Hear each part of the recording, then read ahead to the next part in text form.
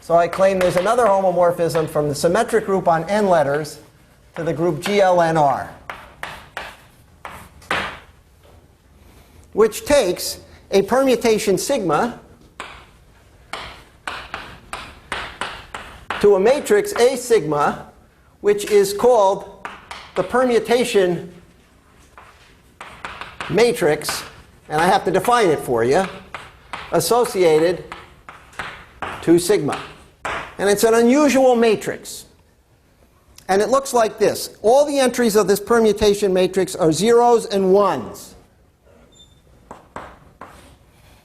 And in the jth column of this matrix, notice this n is the same as this n. So in the jth column of this matrix, you have an entry which has got all zeros and it has 1, 1 in it. And the 1 occurs in the place that sigma takes j to. So this occurs in the sigma of jth place in this vector. So each column is all zeros and 1, 1, and the 1 tells you where the permutation takes j. I'm going to do an example so you see this, because in this notation it can be a little confusing. So let us take a permutation in the symmetric group on 3 letters and write down its permutation matrix.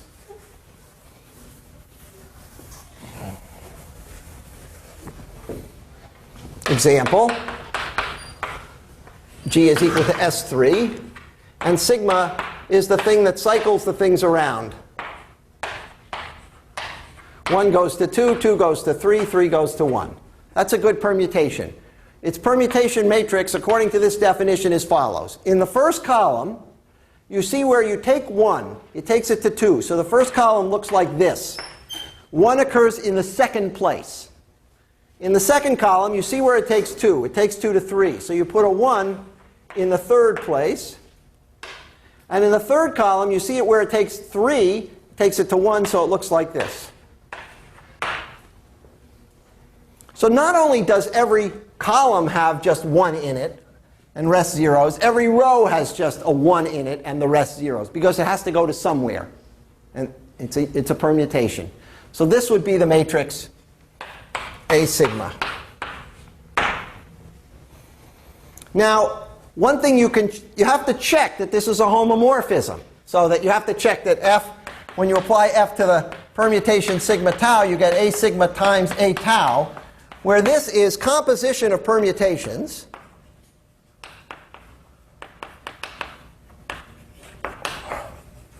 And this is matrix multiplication, because that's the multiplication law there.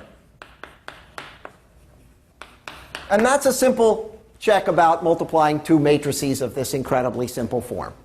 So I'll let you do that. The book checks it too. And if I got it right, they'll multiply correctly and not their transposes multiply correctly. Okay, so this is a critical homomorphism for us. And let's see what its image is. Clearly not everything in here. So the image is what called permutation matrices. It's the matrices that have exactly 1, 1 in each column and 1, 1 in each row. Because if I had such a matrix like this, right, I could associate to it a permutation. Right? It would be the one that took 1 to 2, and 2 to 3, and 3 to 1. And the setting up of 1, 1 in each row and column exactly says that that's an invertible map from the set of n elements to itself. So the image is the permutation matrices.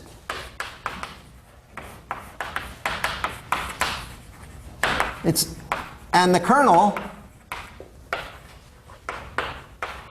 is just the identity matrix. That's the simplest kernel, because the only matrix that goes to the identity along the diagonal is the one which is the trivial permutation. Takes 1 to 1, 2 to 2, 3 to 3. Okay? So I'll ask you to check, and the proof is given in Artin in the first chapter, that this rule holds. That's the way I've set up permutation matrices. And this gives us a very interesting subgroup of the symmetric group, because I claim that the determinant of any permutation matrix is equal to plus or minus 1.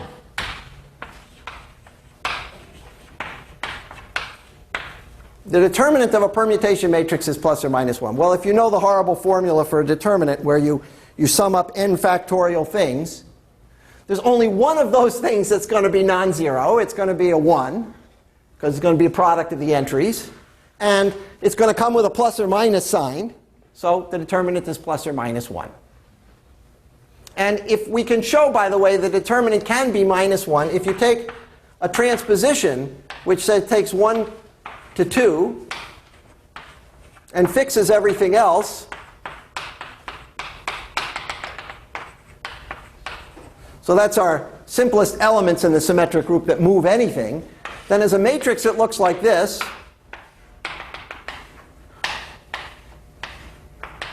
And then it has 1s the rest of the way down the diagonal. So the only off-diagonal entries are these first two.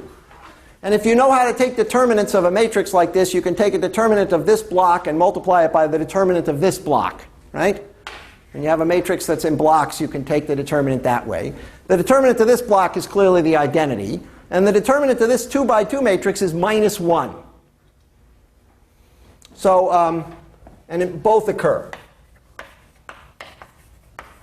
Because, for example, the determinant of f of e is the determinant of the identity matrix, which is 1, but the determinant we've just seen of f of tau is equal to minus 1. So permutation matrices have both determinants, plus 1 and minus 1.